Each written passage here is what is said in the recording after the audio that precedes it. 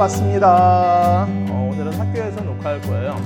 여러분들 학교에서 하는 녹화가 더 좋아요? 아니면 선생님 집에서 하는 녹화가 좋아요? 여러분들 한번 댓글 달면은 여러분의 뜻을 한번 따라 주도록 하겠습니다. 핀 마이크 새로 구입했어요. 어저께는 좀 이상한 마이크였죠. 오늘은 핀 마이크로 한번 목소리 잘 들어가게 해보도록 하겠습니다. 오늘은 고려의 성립과 발전에서 네 번째 단락, 대몽항쟁과 반왕, 자주와 노력에 대해서 공부할 겁니다. 우선 오늘 할 거 첫 번째 주제는 몽골의 침략에 맞선 고려에 대해서 할 거예요. 그 다음은 원나라의 간섭과 그 당시 고려 사회 변화에 대해서 공부할 겁니다. 그리고 마지막으로 할 것이 시간이 되면 할 건데 만약에 선생님의 수업이 약간 좀 늘어지면은 못할 수도 있습니다. 마지막으로 하게 될 것은 국민왕의 개혁과 새로운 정치 세력의 성장입니다. 우선 오늘의 본 수업 들어가기 전에 우리가 고려에서 배운 거 한번 정리해 볼까요? 선생님은 고려의 지배층 5단 변신이 상당히 중요하다고 생각을 해요. 이 5단 변신을 알아야지 고려 사회의 모습을 알 수 있습니다. 고려의 첫 번째 지배계층은 뭐였죠? 바로 태조 왕건과 함께 고려를 건국한 그 사람들. 두 글자 뭐죠? 첫 번째 지배층 호족입니다. 호족이 첫 번째 지배를 하고요. 그 다음에 지배하는 것이 바로 누구죠? 어저께 배웠어요. 이자겸, 김부식 이런 사람들이 가장 강력한 세력이었죠. 바로 문벌 귀족이죠. 이러한 문벌 귀족을 없애고 정변을 일으키고 고려를 100년 동안 지배한 세력, 그들을 뭐라 하죠? 정답입니다. 무신 정권입니다. 이 무신 정권 이후에 오늘 배울 원나라가 쳐들어옵니다. 이 원나라가 쳐들어와서 원나라와 함께 원나라를 위해서 원나라를 좋아하는 사람들, 그 사람들을 무엇이라 하죠? 네 글자, 권문세족입니다. 이 권문세족들이 바로 몽골 간섭기 때 우리 고려의 지배층이 됩니다. 국민당이 들어서면서 이러한 권문세족을 몰아내고 몽골의 원나라의 그런 것을 없애고 새로운 고려의 기상을 살리기 위해서 누구와 손을 잡죠? 바로 유교, 유학에 능통한 신진 사대부, 그들과 손을 잡고 새롭게 개혁을 하려 하지만 안타깝게 국민당의 개혁은 실패한다는 것, 이것이 바로 지난 시간과 이번 시간의 하이라이트가 될 것입니다. 여기서 아마 PPT화면에 지금 뜨고 있을 겁니다. 몽골의 침입에 맞선 고려, 그 다음은 원의 간섭과 고려 사회가 어떻게 변하는지, 마지막 주제 국민당의 개혁과 새로운 정치 세력의 성장에 대해서 공부하도록 하겠습니다. 우선 첫 번째 주제, 몽골의 침략에 맞선 고려 가보겠습니다. 이 몽골의 침략에 맞선 고려를 공부하면은 여러분들은 몽골의 침입에 대해 고려인들이 어떻게 항쟁했는지, 어떻게 싸웠는지 알 수 있습니다. 그리고 또 하나, 몽골의 침입으로 고려인들이 입은 피해와 극복의 노력을 우리도 말할 수 있어야 합니다. 그러면 고려와 몽골이 처음에 어떻게 접촉했는지 알아야 될 겁니다. 우선 몽골이라는 친구들이 누군지 알아야 돼요. 몽골은 바로 유목민입니다. 중국, 중원의 위쪽에 있는 북방 유목민족이죠. 바로 몽골족입니다. 소규모로 흩어져 살아요. 그러면서 목축을 하죠. 뭐 양을 키우고 초원에서 상당히 힘든 지역에서 삽니다. 이렇게 미안해요. 힘들고 살기 어려운 곳에 사니까 이 사람들의 전투력은 강할 수밖에 없어요. 약탈을 잘하고요. 전투력이 상당히 뛰어납니다.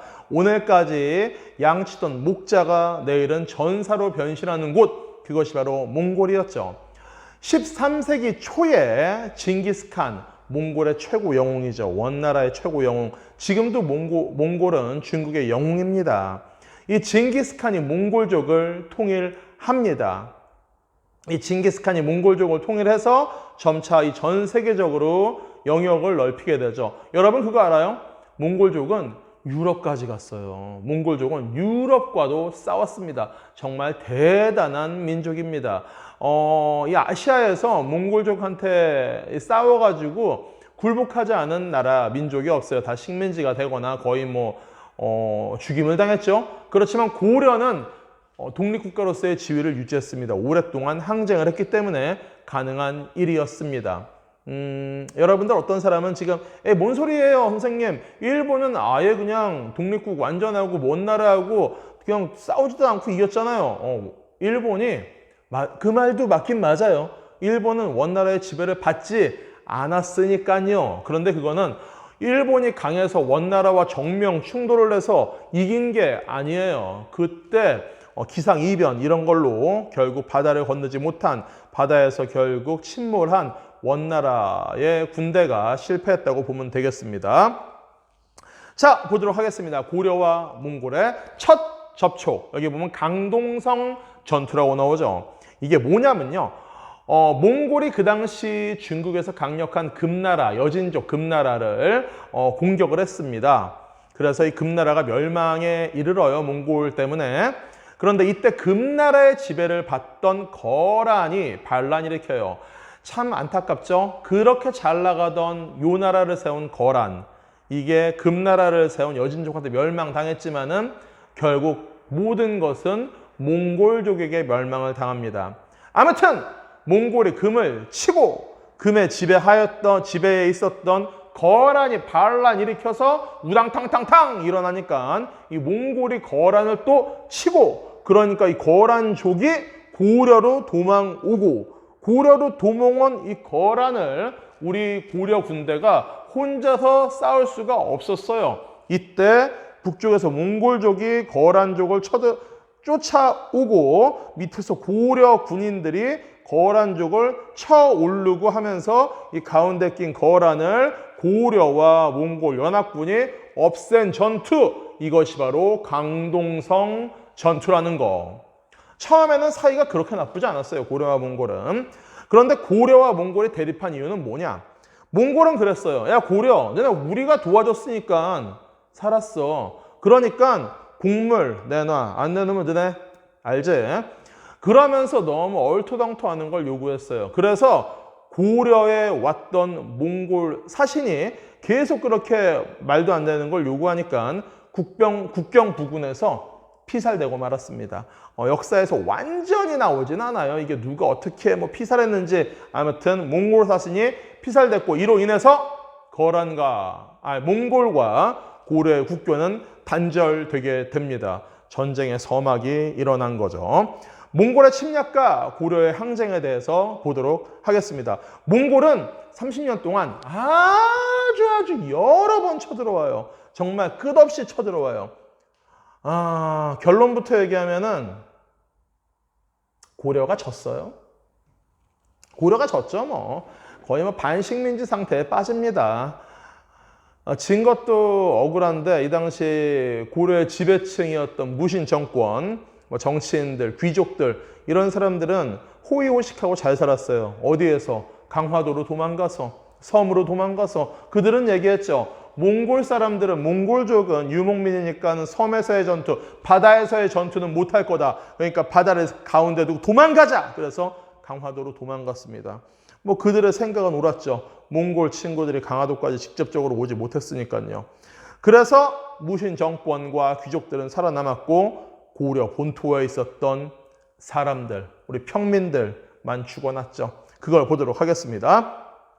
자, 1차 침입이에요. 귀주에서 박서가 항전합니다. 끝까지 싸워야 할 지도자들, 지배자들, 권력자들, 귀족들, 그들은 강화도에서 나라를 지키겠다는 핑계하에 강화도로 도망갑니다. 섬으로 들어갑니다. 육지에 있는 모든 백성들은 죽습니다. 괴롭습니다. 힘듭니다. 몽골의 지속적인 칭이니까 대몽황정입니다. 처인성에서 몽골군의 대장 살리타를 사살합니다. 이것도 관군이 아니었어요. 관군이 아니고 스님이, 승려인 김윤우가 활로 살리타를 쏴 죽이고, 그래서 뭐 막는다. 이게 다 안타까운 거죠. 관군이 해야 되는 거를 뭐 의병이 하는 겁니다. 조선시대 임진, 왜란, 경자, 호란 다 일맥상통하게 되겠죠. 슬픈 일입니다. 백성과 천민들이 항전을 합니다. 충주성, 처인성 이것들 다 그 당시에 관군이 아니고 일반 백성 그리고 천민들, 뭐 향, 부곡, 소의 사람들 이런 사람들이 몽골군과 끝없이 싸워서 막아내는 것입니다. 그리고 고려 정부는 이때 부처님한테 빌어서 비나이다 비나이다 부처님께 비나이다 나라를 지켜주세요 라고 하기 위해서 팔만대장경을 만듭니다. 여러분은 그럴 거예요. 뭐 팔만대장경 뭐 책 몇 권 만든 거 아니에요? 아니에요. 그 당시로서는 정말 국가 재정에 엄청난 거를 넣어서 이 장경판을 만들었습니다. 저는 생각해요. 부처님한테 빌면서 이렇게 목판 깎아가지고 팔만대장경 만든 거 그래요. 좋아요. 지금으로선 좋아요. 우리가 보기엔 좋아요. 우리한테 문화재가 남았으니까 좋아요.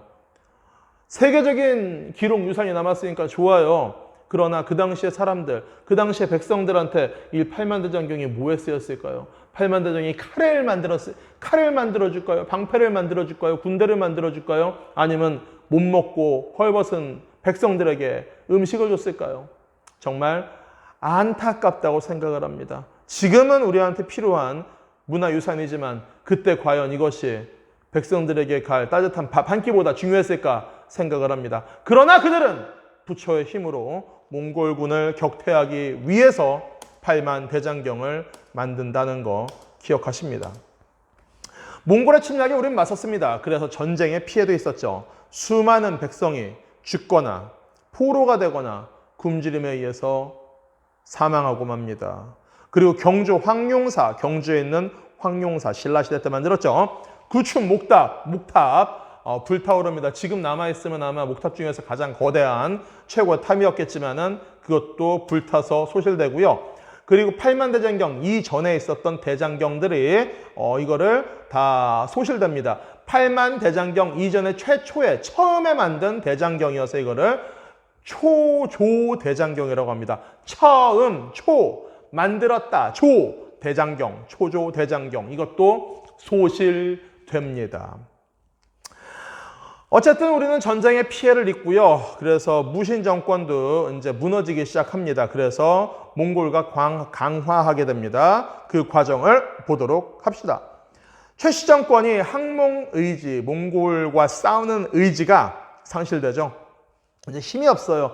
그러면서 최씨 무신 정권이 붕괴합니다. 4대 60년간 이어오던 최씨 정권이 붕괴하게 되는 거죠. 그리고 몽골과 강화를 추진하고 무신 정권 외에 다른 귀족들 그리고 왕족은 남아 있었죠. 그들이 개경, 환도를 주장하고 결국 개경으로 옛 고려 수도로 돌아가게 됩니다. 항복하는 거예요. 그러나 끝까지 항복하지 않고 맞서 싸우고 고려 군대의 기상을 살린 부대가 있었으니 그 부대가 뭐죠? 세 글자, 세 개의 부대로 만들어졌습니다. 최씨 정권에서 만든 야별초를 좌별초와 우별초로 나눈 다음에 몽골에 잡혀갔던 사람들이 돌아온 사람들이 있어요. 이 사람들로 만든 부대가 신의군인데 좌별초, 우별초, 신의군 이 세 개의 부대를 만든 게 바로 삼별초입니다. 이 부대는 끝까지 싸워요. 전멸할 때까지 싸워요. 마지막 한 명까지 항복하지 않고 싸웁니다. 이들은 각 개경으로의 환도를 반대해서 강화도에서 진도 그리고 제주도로 이동하며 몇 년? 4년간 항쟁을 합니다. 결국은 전멸하죠. 그러나 이들은 역사에 고려인들의 자주의식을 표출하는 위대한 사람이 됩니다. 그런 다음에 한번 오늘 몽골과의 침략에 맞서 싸운 고려에서 한번 핵심 포인트 집어가면서 문제 풀어보도록 하겠습니다.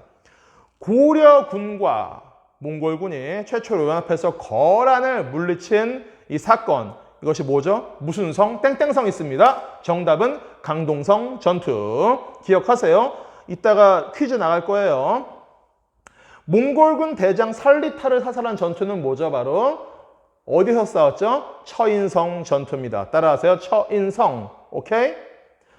최우가 몽골과 항쟁하기 위해서 수도를 옮겼죠. 수도 옮긴 걸 천도라 합니다. 그 지역, 바다가 있어서 못 가는 섬, 유목민은 가기 힘든 섬, 바로 무슨 섬? 정답은 강화도. 기억하세요.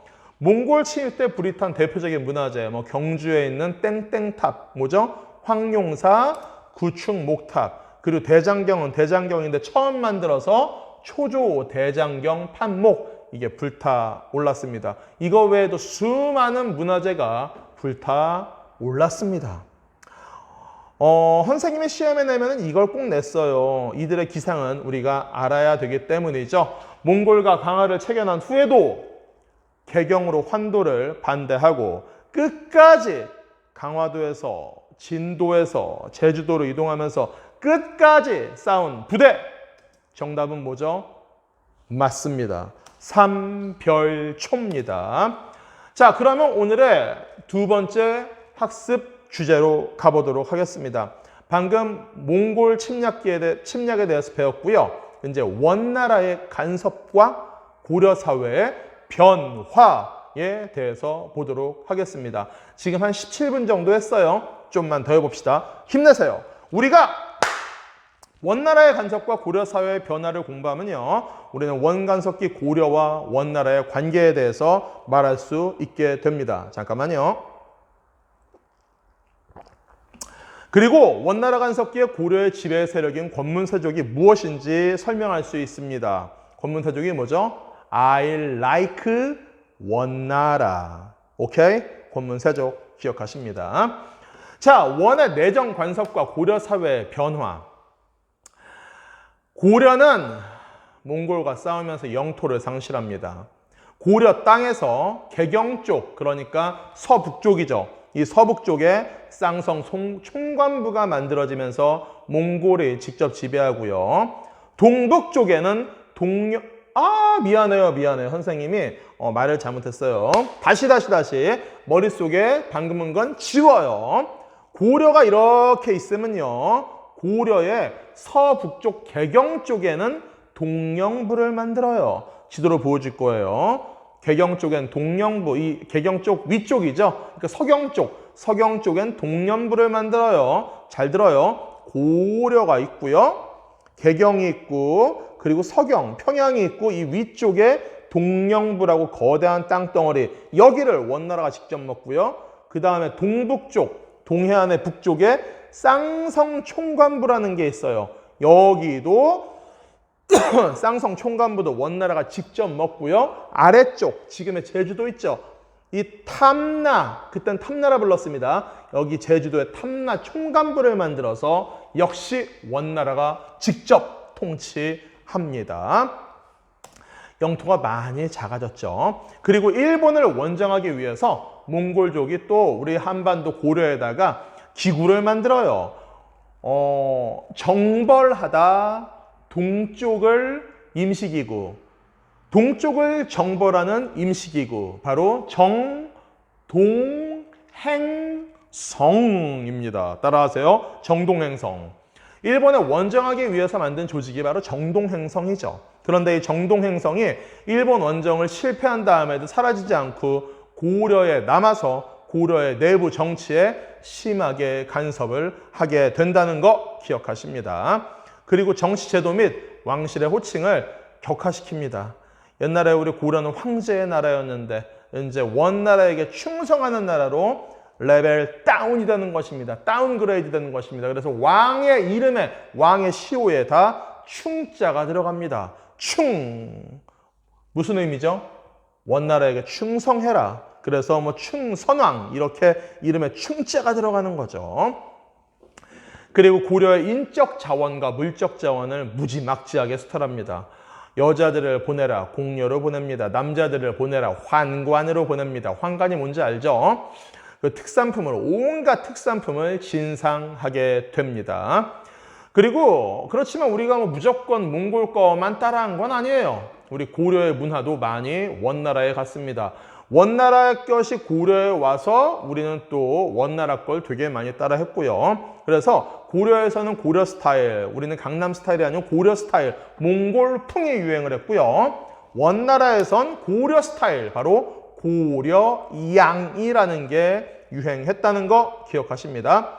우리가 원나라에게 졌어요. 그래서 땅을 뺏겼지만은 그래도 우리만의 스타일의 정치를 했습니다. 그리고 우리는 독립국의 지위를 유지했습니다. 어떻게? 고려 왕이 원나라 공주와 결혼을 합니다. 무조건 고려 왕은 원나라 공주와 결혼을 해야 됐습니다. 왜? 원나라의 부마가 되는 게 그들의 규칙이었어요. 그래서 독립국의 지위를 유지했다는 거. 너무 졌지만은 그래도 완전히 망하지 않았다는 거, 이 정도로 기억하시고요. 그 다음에 고려 사회에서 권문세족이라는 게 성장을 합니다. 따라하세요. 권문세족. 이 권문세족의 특징, 이 권문세족은 원나라를 좋아해요. 그리고 이 권문세족이 높은 관직, 고위 관직을 독점해요. 일제시대 친일파 같은 것들이죠. 그리고 음서제가 뭔지 알죠? 그리고 대농장 소유 등으로 계속 강화됩니다. 음서제가 뭐냐고요? 저 저번 시간에 배웠는데 아빠 아빠 찬스, 할아버지 찬스 알죠? 할아버지나 아빠가 고위 관직이면은 과거 시험 보지 않고 고위 관직에 가는 거, 그것이 바로 음서제도입니다. 이 권문세족 때문에 어떤 일이 있었냐? 이 권문세족이 갖고 있는 농장이 확대되니까는 여러 가지 백성들이 몰락하게 되죠. 농민들이 그리고 몰락한 다음에 농장에서 노동을 하게 되죠. 노비 같은 게 되는 거예요. 천민이 되는 거예요. 그래서 이 천민들은 세금 내지 않잖아요. 국가 재정은 박살나게 됩니다.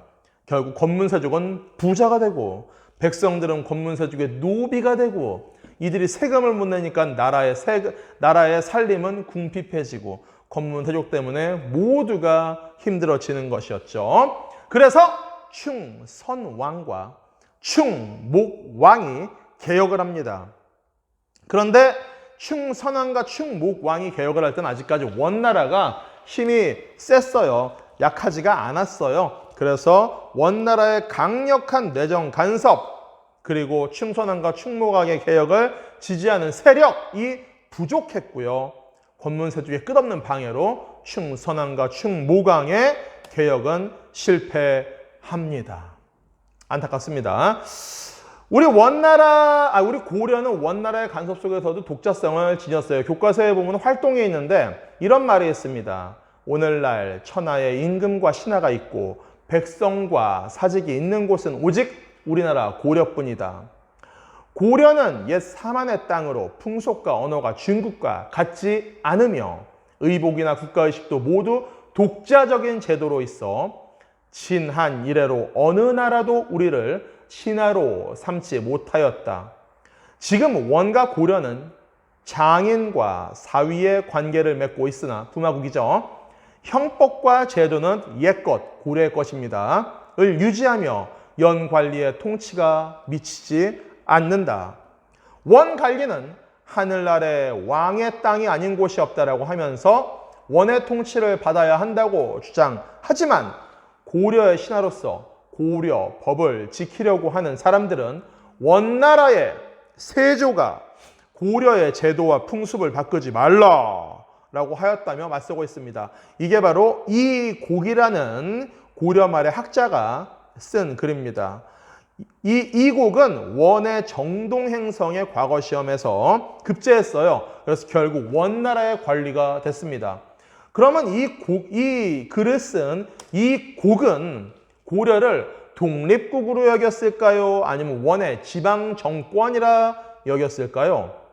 생각할 시간 줄게요. 여기 답이 이제 나올 겁니다. 정답은 이 곡은 비록 고려가 원의 간섭을 받고 있지만 독립국의 지위를 가지고 있다고 생각했습니다. 아까 계속 봤잖아요. 우리는 독립적인 정치를 했으니까요. 원 간섭기에 고려 사람들은 고려의 제도와 풍속이 어떠해야 한다고 생각했을까요? 원나라 걸 따라야 한다고 생각했을까요? 고려의 자존심을 지켜야 한다고 생각했을까요? 한번 여러분들이 생각해 볼까요? 뭘까요? 자, 볼까요? 이곡과 같은 사람들은 고려의 풍속과 제도를 유지해야 한다고 말했습니다. 그러나 원나라 때문에 부자가 된, 원나라 때문에 권력자가 된 권문세족 중에는 몽골의 제도와 풍속을 받아들여야 한다고 생각하는 사람들도 많았다는 거 기억하십니다. 오늘 두 번째 주제, 원의 간섭과 고려 사회의 변화에 대해서 한번 정리 문제 풀고 장소를 바꿔서 수업할까 합니다. 자, 몽골이 일본 원정을 위해 설치했습니다. 그러나 고려의 내정 간섭 기구로 변한 기구가 있죠? 네 글자, 땡땡땡땡. 정답은 정동행성이에요. 원에서 유행한 고려 풍속을 뭐라 불렀죠? 고려 스타일. 정답은 고려양. 고려양. 원 간섭기에 몽골어를 잘하거나 원과 혼인 관계를 맺는 등의 방법으로 지배 세력이 됐습니다. 원나라 좋아요, I love 원. 일제시대 같으면 친일파했던 사람들, 이 사람들 친원파. 네 글자, 땡땡땡땡. 정답은 권문세족이죠. 오늘 할 주제 3개 중에서 2개가 끝났습니다. 마지막 하나, 국민왕의 개혁과 새로운 정치 세력, 바로 신진사대부에 대해서는 수업 장소를 바꿔서 새로운 분위기에서 해보도록 하겠습니다. 자, 그럼 이동 한번 해볼까요? 준비, 하나, 둘, 셋, 뿅! 뿅! 자, 지금은 이제 학교에서 다시 공간을 이동해서 다른 곳에서 수업을 한번 해보도록 하겠습니다. 여기는 선생님의 집이에요. 여기서 수업 많이 했죠? 자, 이제 여기서 한 15분 정도 수업하고 오늘의 수업을 끝내볼까 합니다. 오늘은 3가지를 공부했어요. 그 중에서 마지막 3번째 주제, 국민왕의 개혁과 새로운 정치 세력의 성장입니다. 국민왕은 어떤 개혁을 했는가 알 수 있습니다. 이 부분에서 국민왕의 반원 개혁 정치를 설명할 수 있습니다. 그리고 신진사대부의 성장과 고려에서 조선으로의 이행 과정을 설명할 수 있게 될 겁니다. 지금부터 국민왕의 개혁 정치에 대해서 알아보도록 하겠습니다. 국민왕의 개혁 정치, 국민왕은 반원 자주 정책을 펼쳤습니다. 이제 원나라에게서 벗어나서 우리만의 세상을 만들어 보자. 이게 바로 국민왕의 생각이었습니다. 그래서 몽골 스타일의 복장, 몽골풍 이런 걸 다 없애고, 그리고 변발 알죠? 앞 밀어버리고 뒤에만 따는 거, 이러한 황비용 스타일, 이러한 변발을 금지합니다. 그리고 정치제도와 왕실, 호칭이 제후국의 수준으로 격화된 거를 다시 올립니다. 복구하죠. 그리고 우리 고려를 지배했던 임시기구였던 정동행성, 원래 일본을 치러 갔다가 실패하고 없어져야 되는 기구였는데 계속 있으면서 고려를 괴롭혔죠. 이 정동행성을 폐지합니다. 그리고 기철일파, 기철이 누구냐고요? 기황후라는 사람이 있어요. 원나라 원제국에서 황후, 황제의 부인의 위치까지 올라간 대단한 여걸이죠. 이 기황후의 오빠가 기철이었는데 고려에서 거의 왕 이상의 권력을 가졌던 권문세족의 대표자였죠. 이러한 그 그를 통째로 한 친원 세력을 숙청하기 시작하고요. 그리고 원나라가 지배했던 쌍성 총관부를 공격해서 우리 고려의 땅을 넓힙니다. 철경 이북의 땅을 다시 가져오게 됩니다. 기억하세요. 이 쌍성 총관부. 이것 때문에 다시 한번 후에 고려와 명나라가 전쟁을 할 뻔합니다. 바로 요동전벌이죠. 이성계가 나오는. 그리고 이제 국민왕 때 요동 지방도 공격합니다. 이 국민왕 때 이렇게 원나라하고 싸울 수 있고 모든 걸 자주적으로 할 수 있었던 이유는 원나라 말기이기 때문이고, 원나라도 이제 슬슬 멸망의 길로 가고 있었기 때문입니다. 그리고 내정을 개혁합니다. 왕권을 강화하고요. 신돈이라는 승려를 등용합니다. 그래서 전민변정도감이라는 새로운 기구를 만들죠. 선생님은 국민왕 좋아해요. 신돈도 좋아해요. 상당히 많은 백성을 위한 개혁을 했고 나라의 국방, 재정을 살리는 개혁을 했습니다. 고려 초기에 광종과 같이 억울하게 노비가 된 자를 풀어주는 것을 바로 신돈이 전민변정도감에서 했습니다. 그리고 권문 세족에게서 여러 가지 돈을 뺏어서 국가의 재정을 확충하는 정책을 만들었죠. 결국 국민왕과 신도는 여러 가지 모함도 받고, 그리고 그때까지도 힘이 있었던 권문 세족에 의해서 결국 제거당하고 맙니다. 신돈도 제거당하고요. 그리고 국민왕도 결국은 자기의 최측근이었던 사람에게 결국 칼을 맞고 죽고 맙니다. 이 국민왕이 죽는 얘기에 대해서는 나중에 실제 수업할 때 선생님이 다시 한번 해줄 수 있는 기회를 가지면 좋겠습니다. 국민왕의 개혁정치는 실패하고 맙니다. 개혁정치 실패 이유는 권문세족이 반발했고요. 그리고 외적이 침입했습니다. 어떤 외적? 바로 일본 왜구죠. 일본 해적. 그런데 이따가 보겠지만은 왜구가 단지 배 한 척 타고 다니는 해적이 아니에요. 이때 왜구, 이 일본 해적은 배 100척, 200척, 많을 때 500척까지 끌고 와서 고려의 해안과 내륙까지를 아주 유린한 정말 군대였죠. 일본의 군대 세력이었습니다. 이 동북아시아의 바닷가를 어지럽힌 이 왜구, 그러나 결국 고려 말기에 최영과 이성계에 의해서 제거당하고 맙니다.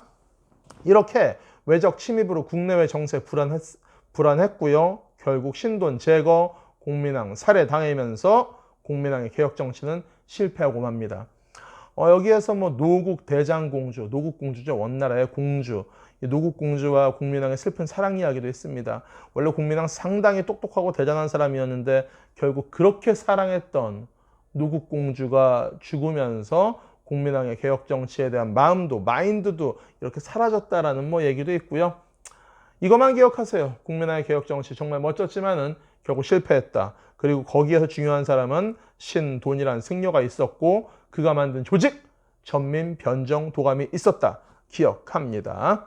무인 세력, 아까 얘기한 최영, 이성계, 그리고 신진, 사대부, 원나라가 싫고 명나라가 좋은 유학의 전문가들 신진, 사대부가 등장하죠. 무인 세력이 성장하는 이유는 이거예요. 바로 홍건적과 왜구를 격퇴합니다. 여러분들 홍건적 하니까 산적 수준 아니에요? 절대 아니에요. 옛날에 그 삼국지에 황건적 나오죠. 그 이상의 인원을 가진 대규모의 전투부대라고 생각하면 됩니다. 이 원제국이 약화되니까는 한족이 반란을 일으켜요. 그 반란 일으킨 사람들을 홍건적이라 부릅니다. 그 사람들이 우리 고려까지 쳐들어오는데 군대였어요. 산적 수준 아니에요. 그래서 개경까지 함락당해서 국민왕이 지금의 안동까지 도망간 적이 있을 정도로 대단한 조직이었습니다. 이 홍건적과 그리고 아까 얘기한 왜구를 격퇴하면서 최영과 이성계 등이 성장을 하게 됩니다. 그러면서 이성계를 따르는 새로운 세력들, 그리고 고려를 개혁하고자 하는 새로운 세력들이 등장하니 그들이 바로 신진, 사대부죠. 국민왕의 제역정치기에 정계에 진출했고요. 이들은 다 지방 향리 출신이에요. 권문세족보다 가진 게 별로 없습니다. 나름대로 가난한 세력이었죠. 중소지주였습니다. 이들은 기존에 있었던 보수적인 권문세족을 없애고 새로운 세상을 만들고 싶어 했어요. 왜? 그래야지 자신들이 권력을 가질 수 있으니까요. 그리고 성리학을 수용했습니다. 권문세족과 불교 사원의 부패를 많이 비판한 자들, 바로 신진, 사대부죠. 이렇게 고려는 새로운 기운이 싹 트고 있었습니다. 새로운 세력이 싹 트고 있었습니다. 무신 세력으로는 최영과 이성계, 그러나 이미 최영은 많이 늙었고 새로운 이성계가 최고의 사령관이 되고 있었고요. 그를 따르는 유학자들, 신진, 사대부 세력들이 이 썩은 고려를 어떻게 할까 고민할 때였습니다. 그들은 생각했습니다. 이 고려를 다시 한번 개혁해서 계속 살릴까? 심폐소생술을 할까? 아니면 이 고려를 없애고 새로운 나라를 만들까? 고민하고 있었죠. 이때 중원에서 원나라가 사라집니다. 몽골족의 몽골 제국 원나라가 사라지고 한족이 명나라를 세우게 됩니다. 여기에서 국제관계가 조금씩 바뀌게 되죠. 중원의 주인이 명나라가 됐어요. 그러면서 명나라가 고려에 전화를 했어요. 띠링띠링. 안녕. 나 명나라야. 나 명나라인데 너 고려 맞지? 네, 형님. 저 고려인데요. 너네 원나라한테 지배당했잖아. 네, 안타깝지만 원나라한테 지배를 당했었어요. 그렇지만 명나라 형님이 원나라 없애서 이제 우린 자주국가입니다. 딱 그러니까 이때 명나라가 그럽니다. 너네 그러면은 쌍성총관배 알지? 네, 알죠. 그거 우리 땅인데요. 뭔 소리야, 그거 원나라 땅이잖아. 이거 우리 고려 땅인데 원래 고려 거였고요. 그런데 원나라가 지배했잖아. 원나라 건다 우리 명나라 거거든. 그러니까 내놔. 이거 고려 건데요. 명나라 거라고 내놔. 그러니까는 이때 최영이 전화를 끊어버리고 안 되겠다. 명나라가 우리를 얕잡아 보는구나. 이렇게 얕잡아 보다 보면은 이거 완전히 우리 밀린다. 우리가 먼저 선빵 날리자. 그러면서 최영이 왕한테 건의를 합니다. 명나라가 약할 때 요동지방을 선제 공격하는 게 좋습니다. 대왕마마. 그러니까는 최영의 완전히 말 잘 듣는 대왕마마는 그러죠. 이성계한테. 야, 성계야, 너가 가라. 원래는 최영이 가려 그랬는데 최영이 요동정벌 직접 하려 그랬는데 왕이 그랬어요. 최영 장군, 당신이 가면 나 혼자 어떡합니까? 당신이 가면 저 그러다가 무서워서 어떡합니까? 그래서 결국 이성계를 보냅니다. 최영이. 이성계는 그런데 가기가 싫었어요. 왜? 이성계가 머리를 굴려보니까 이거는 안 되는 전투예요. 이성계가 생각하기에 이거는 가면 져요. 가면 죽어요. 이거 가서 지면 자기도 괴로워요. 그래서 가고 싶지 않았지만은 억지로 가게 됩니다. 그래서 이게 요동정벌이죠. 이성계가 생각했어요. 압록강 하구에는 섬에 갔어요. 그 섬의 이름이 위화도예요. 위화도에 가서 고민했죠. 가서 지면은 나는 패전지장으로서, 패전의 장군으로서 제거당할 거야. 그런데 이기기 너무 힘들어. 그래, 마지막에 편지 한번 써보자. 그러면서 고려 조정에 사불가론 네 가지의 정벌 불가 이유, 명나라와 싸울 수 없는 네 가지 이유를 만듭니다. 이게 바로 사불가론이에요. 첫 번째, 우리같이 작은 나라가 거대한 명나라 치는 거 안 맞아요. 이거 지는 겁니다. 이거는 이거 꼭 봐야 돼요. 이건 지는 거 맞아요. 가지 말아요. 이게 바로 첫 번째였어요. 두 번째가 바로 이렇게 더운 여름에 전쟁을 하는 거 안 됩니다. 이 여름은 지금 농사를 져야 돼요. 이 많은 군인들이 농사를 안 지면 나중에 어떡을 하려고 그럽니까? 전쟁 가을에 합시다. 추수한 다음에 합시다. 먹을 거 있을 때 합시다. 그리고 세 번째가 바로 이 많은 군대 5만 부대가 명나라 치러 가면은 왜구가 일본 애들이 쳐들어온다. 일본 애들이 우리를 쳐들어올 거다. 그래서 안 된다. 그리고 마지막 이렇게 더운 여름에 전쟁을 하면은 무기가 다 쓸 수가 없다. 특히 활 같은 경우에 이게 악교, 그러니까는 이게 지금으로 얘기하면 본드죠. 이런 게 다 붙어 있어야 되는데 한여름엔 녹아서 활이 다 못 쓴다. 그러니까 가지 말자 하고 사불가론을 펼칩니다. 그러나 고려 조정에서는 안 돼. 싸워. 그래서 이성계는 고민하다가 안 가. 자, 군대 돌려. 턴, 유턴. 그러게 됩니다. 너무 시끄럽게 했나 봐요. 그래서 유턴을 합니다. 그래가지고 결국 개경으로 고려 군대가 쳐들어가서 왕과 최영을 없애고 이성계가 최고 지배자가 됩니다. 우왕은 역사 속으로 사라지고 최영도 역사 속으로 사라지게 되는 거죠. 자, 이렇게 이성계를 따르는 자들, 바로 신진사대부, 이들도 역시 고민을 했어요. 이 고려를 어떻게 할 것인가. 온건파는 이색, 정몽주, 이 사람들은 이성계의 부하는 절대 아니었습니다. 이성계가 동등했죠. 그러면서 점진적 토지개혁과 불교를 옹호하면서 고려를 업그레이드하자, 좀 더 좋은 나라 만들자, 이게 바로 온건파의 생각이었고요. 급진파, 이들은 이성계와 함께 새로운 나라 만들고 싶었습니다. 정도전, 조준 이런 사람들은 토지 재분배와 불교를 배척합니다. 그러면서 새로운 완전히 판을 짜려고 모든 걸 뒤집으려고 합니다. 결국 이성계는 급진파와 함께 새로운 토지 제도를 시행합니다. 그 토지 제도의 이름 정말 중요하죠. 시험에 반드시 나오죠. 바로 과전법입니다. 따라하세요. 과전법. 좋아요. 신진사대부의 경제적 기반을 보장하는 거죠. 권문세, 쉽게 얘기해서 그냥 권문세족의 땅을 뺏어서 신진사대부를 준다라고 생각하면 됩니다.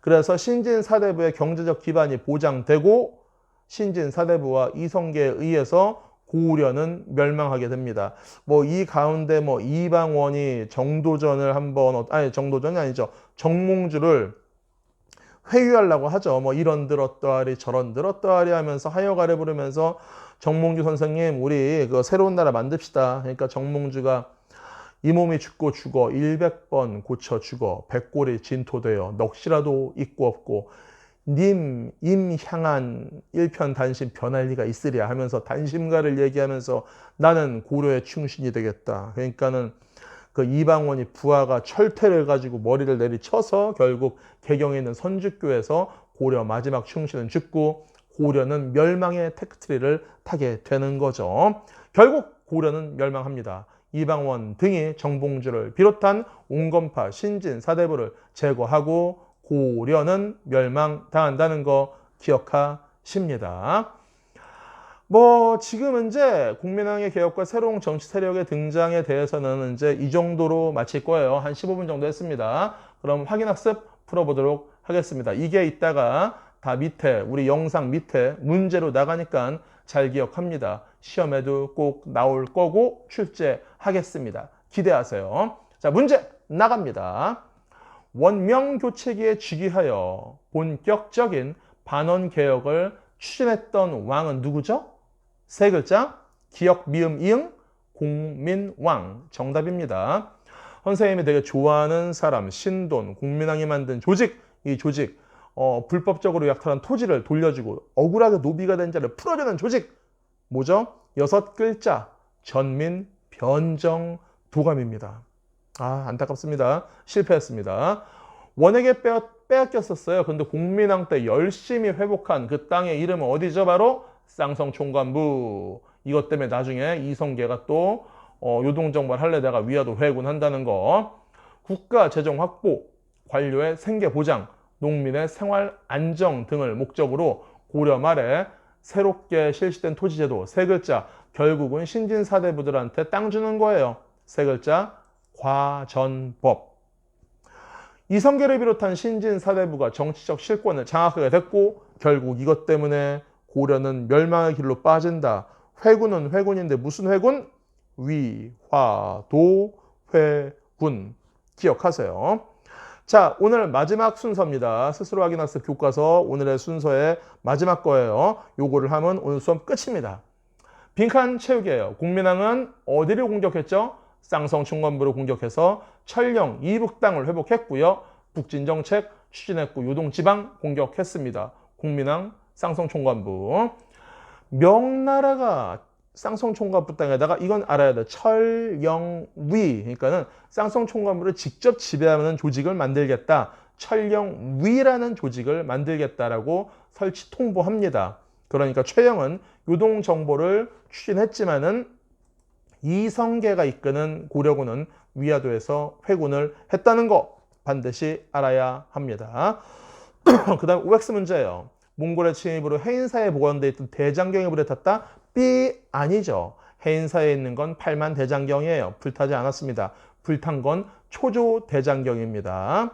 두 번째, 원의 간섭을 받으면서 고려의 정치 제도나 왕실의 호칭 등은 제후국 수준으로 격화되었다. 맞습니다. 격화되었고요. 나중에 다시 공민왕 때 업그레이드 했습니다. 그러나 고려는 실패하고 맙니다. 선생님 왜 이렇게 웃는지 아세요? 이렇게 우리 가족들이 보고 있어요. 보면서 웃고 있어요. 선생님도 웃고 있어요. 아우 재밌어라. 자, 마지막 문제. 고려 정부는 왜구의 침입을 막기 위해서 쓰시마섬을 토벌했습니다. 그렇죠. 고려 정부는 쓰시마섬 토벌했습니다. 그래서 그 많던 왜구 사라지게 됩니다. 오늘의 마지막 문제 세 번째. 신진사대부 중 급진파, 온건파와 관련이 있는 사항을 보기에서 모두 고르래요. 골라보세요. 급진파는 사전을 혁파 주장했고요. 사전이라는 게 그 과전법 이전의 토지제도예요. 그리고 그 급진파가 바로 정도전이 있고요. 그들이 주장한 토지제도 과전법이 있습니다. 온건파는 이 보기에서는 불교 옹호했고 이색이 있다. 뭐 이 정도입니다. 오늘 여러분은 좀 많은 걸 했어요. 선생님이 미안해요. 좀 너무 많은 걸 오래 했나. 이거 45분 넘겠어요. 벌써 넘었어요. 어우, 이거 되게 미안한데. 그렇지만 그래도 열심히 해서 여러분 수고했습니다. 오늘 고려를 거의 다 끝냈어요. 몽골과도 뭐 이렇게 싸웠고요. 지배당했지만은 권문세족이 있다는 거 배웠고, 이성계와 새로운 세력 신진사대부를 배우면서 국민의 개혁 정치도 알게 됐습니다. 이것으로써 오늘의 수업은 마치고자 합니다. 그리고 다음 시간은 마지막 고려 5단원이에요. 고려의 마지막 순서, 고려시대 문화의 특징과 변화를 배우겠습니다. 이 문화 부분은 너무 깊지 않게 살살 나갈 거니까 긴장하지 말고요. 오늘 너무 오래 했으니까 다음 시간은 조금만 한다는 거 기억하십니다. 자, 오늘 수업 이걸로 마칠까 합니다. 여러분 수고했어요. 순간이동 어땠어요? 선생님이 학교에서 집으로 순간이동 했다는 거 잊지 말고 오늘 수업 끝! 감사합니다, 여러분. 안녕!